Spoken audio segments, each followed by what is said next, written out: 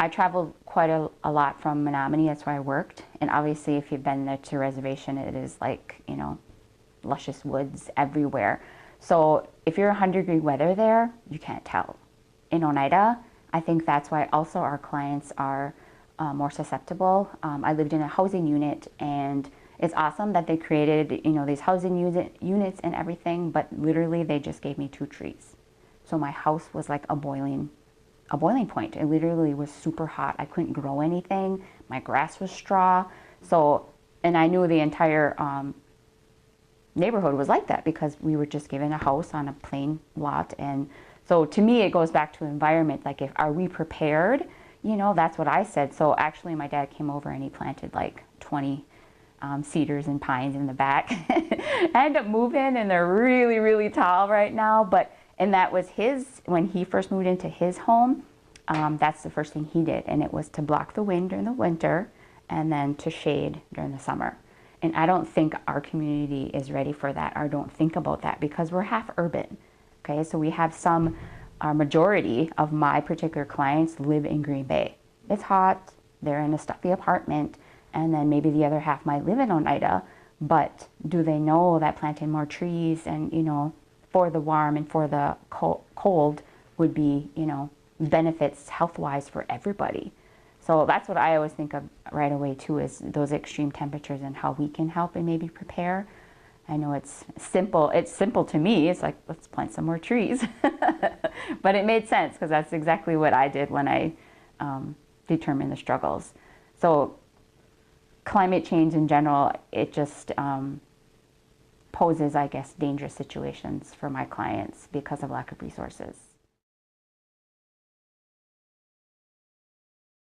I think that's the big thing with community health is of all the issues that we have, if it's obesity, smoking, chronic disease, you can never point your finger and say, all obesity would be cured if we just gave all these kids footballs. It's targeting every little factor that's playing into it, whether it's, all right, fishing is declining so we don't have that food source, or there's not enough playgrounds for the kids to get outside and play. I think climate change can play the same kind of factors that where, is climate change good? Or is climate change making people more active, or is it helping our community health? No, but it's one of those factors that we want to target, or that we don't, not necessarily are able to target, but we want to realize that it is a factor that plays into community health, whether it be a really large role or a really small role, but just recognizing that it does affect it on each level, like they're talking about, whether it's getting too hot out for someone to play, or if it's diminishing our fishing resources or our water resources, that at some level it is playing and affecting community health.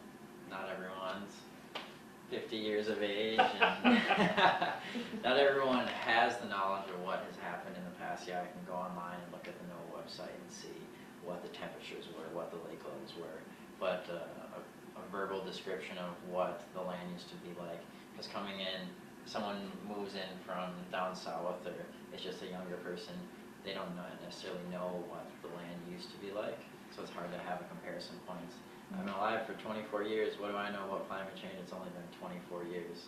So I think it's important to have that knowledge of what the history is about, because as Butch is saying, not just being reactive, but being proactive. You have to know what has happened in the past to make the future better.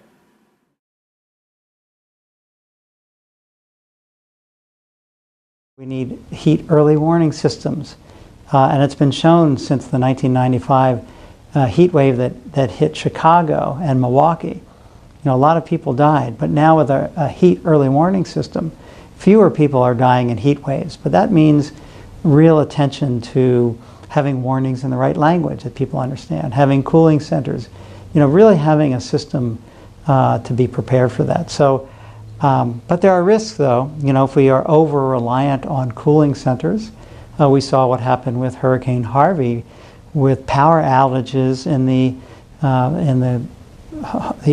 homes for the aging down there, where there was no electricity for electricity, people died. So if we're over-reliant on some adaptive measures like air conditioning that could be at risk with power outages, we need some backup plans.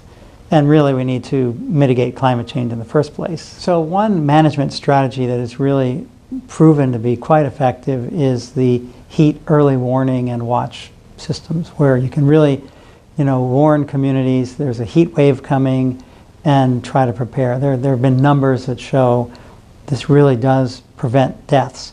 Unfortunately, very few communities have adopted these measures. So some have, but there are others that, this is something that needs to be done. There's some more specific adaptations to climate change health risks that we can be thinking about. Obviously, in heat waves, there are some personal things. You need to stay hydrated. You want to try to find cool areas. These are some obvious interventions. So at the community level, awareness of heat waves, we're going to get more intense and more frequent heat waves. So I think, worker protection, children's sports protection, and making sure, hydration and their programs, people know how dangerous being outside in the heat can be, and having preventions. Those are some pretty important interventions at the community level.